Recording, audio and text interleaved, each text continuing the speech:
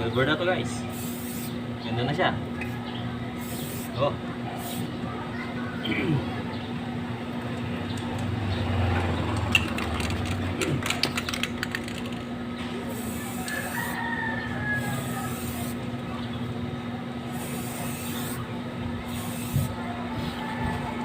Hello guys, good morning. Alam niyo ba na ang nananatiling pangunahing dahilan ng kamatayan or disability sa ating bansa ay ang heart attack, stroke, and cancer.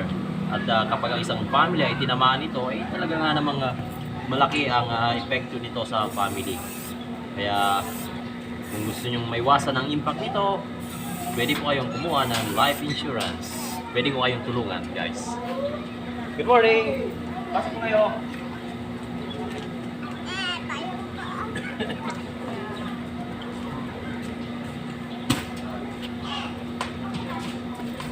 So ayan guys, konting patalastas lang yun. See you!